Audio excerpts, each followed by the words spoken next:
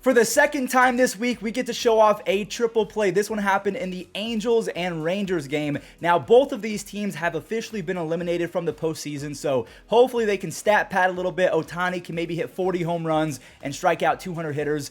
I would love that. What's up, everyone? It's Fuzzy. Welcome back to yet another MLB recap. We're going to jump straight into the news from yesterday because there is so much to discuss. Now, remember, for the final month of the season, we will be making a donation for every new subscriber that we get. So if you want to hit that subscribe, it's going to go a long way. Now, this was one of the more fun Yankee games of the year because Harrison Bader made his debut. He had 3 RBIs in the first few innings. Aaron freaking Judge hit his 60th home run. Now, we're going to talk about that more in depth in just a second. But before we do that, we have to show the walk-off grand slam from Giancarlo Stanton. I have a favor to ask of Yankees fans. Can you please stop booing this man? When it matters the most, Giancarlo Stanton is going to be the guy that clutches up. So anyways, let's talk about Aaron Judge and his 60th home run, because I don't know if I'm ever going to be able to say that ever again. It's the same with Shohei Ohtani. When is another human going to have 10 plus wins and 30 home runs in a single season? Who else is going to have 60 home runs in a season aside from, I don't know, O'Neal Cruz or someone? I just don't see it happening anytime soon. So with that 60th home run, Aaron Judge officially tied Babe Ruth with 60 home runs, and he is one away from tying Roger Maris for the American League record of 61. I can only imagine how expensive these next baseballs are going to be. 61, that ties it. I'm going to say at least 100 grand. 62, the record, that's going to be $2+, $3+ million. And I say that because a lot of people consider it to be the clean record that Roger Maris has 61 home runs. He did it without the juice. Obviously, I'm referring to Barry Bonds, Sammy Sosa, Mark McGwire, those guys. So Aaron Judge would have the legitimate, non-juiced home run record for a single season. And again, that would be a lot of monies. Don't go anywhere because I want to make sure I give credit to the 20-year-old college baseball player who caught the 60th home run and gave it back for free. But real quick, I want to mention that Aaron Judge in the second half has essentially been power hitting Tony Gwynn. He's hitting .372 with 27 home runs in just 54 games. That is good enough to not only give him 60 home runs on the season, but he's leading the American League in batting average. So he's a 60 home run guy who also has the Triple Crown in his back pocket right now. He's the MVP. I'm sorry, Shohei Ohtani truthers, but it's not going to happen this year. Aaron Judge is the guy. Now, again, I wanted to give some credit to Michael Kessler, the 20-year-old college baseball player who caught the 60th home run. He gave it back for free. All he wanted was a picture with Aaron Judge and a few signed baseballs for him and his buddies. That right there is a true baseball fan, and I tip my cap to you, Michael.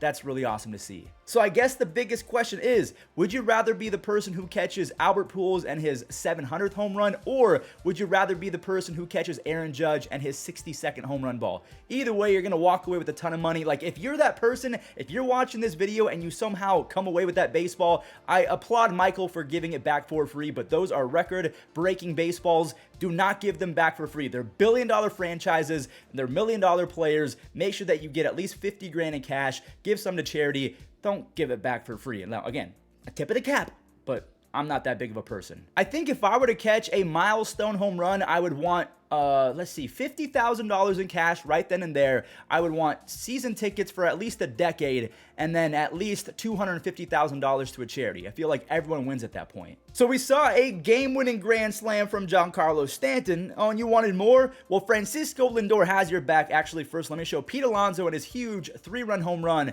The power is finally coming back, but there it is. Francisco Lindor now has 25 home runs, 100 RBIs, 16 stolen bases, and an almost 6 WAR. He is now, wait for it, underrated. So many people were calling this guy out for what he did in 2020 and then 2021, but he has been an absolute run-producing machine this year, and he's been way better defensively since the first 2 weeks of the season. And yes, for those who are wondering, the Braves also won as well. Travis d'Arnaud and Dansby Swanson, they helped out their pitcher Charlie Morton, who I think had 9 strikeouts in 5 innings. So they both socked home runs. Talking about d'Arnaud and Swanson, the Mets have won 6 in a row. The Braves have won 5 in a row. Still, 1 game separates them in that division. You guys remember when Francisco Lindor was on Cleveland? Those were Those were good times, but myself and Cleveland, we've all moved on, and after tying it up at 3-3, the Guardians erupted for 5 runs in the 11th inning in what was quite possibly the worst inning of the year for the Chicago White Sox. It was incredibly deflating.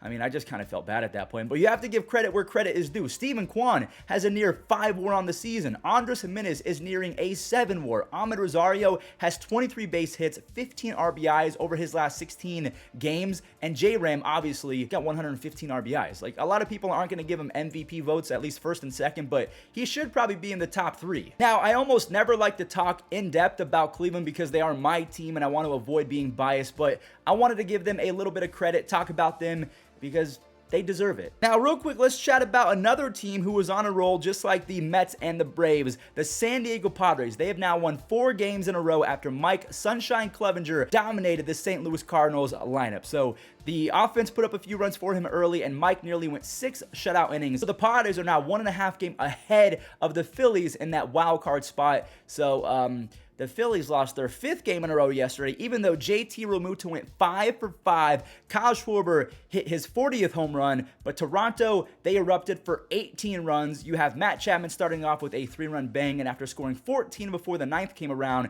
the Jays exploded again for 4 more runs, 1 from Espinal and then 3 from Jackie Bradley Jr. So if the season ended today, even though the Phillies lost, every single team that we've talked about today would be in the playoffs, whether it's because they are the division leader or they're going to make the wild card. So I guess if you're a Phillies fan, there is still a light at the end of the tunnel, even though you've lost 5 in a row. So get the bad stretch of baseball out the way, win the next 5 of 8, and you should be good. Now, this is a little bit random, but I really want to talk about the Diamondbacks because they could have something special brewing down there. They've gotten contributions from rookies like Alec Thomas, Corbin Carroll, Jake McCarthy, Ryan Nelson, and now this kid, Dre Jameson. I love that name, by the way. In his first 2 starts, he's only allowed 2 earned runs total. So if Ryan Nelson and Dre Jameson can be solid 4 or 5 starters in 2023 behind Zach Gallen, Merrill Kelly, Mad Bum, I think Weaver could be in that rotation as well. I really like their chances of being good very, very soon. And we haven't even talked about Jordan Lawler, who could be, honestly, one of the next big names in all of baseball. If you guys are brand new to the channel, again, this is MLB Recap. We usually recap every single moment from every single game, but going into the final weeks of the season, I'm not going to be doing that, unfortunately, because I've been doing this for 3 or 4 years now, and I don't know if I want to change everything going into 2023, but it gets very difficult to have a life when I'm making these every single day. Now, I want to mention that your support has motivated me to keep on going and keep on going, but I'm almost 27 and I want to have a family. So let me know in the comments, what should I do with MLB Recap going into 2023? Would you guys be okay with me talking about big storylines as opposed to every single moment from every single game? Like, it does get really hard. I have carpal tunnel in both wrists. I'm a one-man show. Now, I don't mean to turn this recap into a full-blown feel bad for Fuzzy, but it is getting difficult, and I feel like these videos talking about storylines not only provide information, but they're a lot easier to make. So let me know what you guys think of that proposition. And without further ado, to end today's video, we finally have a clip of Akil Baddoo doing something in which he wasn't striking out 3 times in one game. Baddoo hit a 450-foot moonshot. So here it is. Enjoy. Cool. You already got ahead of that. Why the heck have you? Boy, there's Akil Baddoo blasts one right field, gone. A 2-run blast. Boy, Shep, that was a blast. Hammered it. Just his 2nd homer of the year. Floated to right center field. Betts coming over. Rolls out and makes the catch. Mookie Betts. Full extension. They're trying to go there again. He hits it well, and Victor Robles does it quite well. Lays out, parallel. He knew it the whole time. Let's go, boys, use it. On the ground and through, base hit. Duffy around third base. They send him to the plate. Here comes the throw, the tag, and they got it. And the inning is over. Adolis Garcia throws another laser.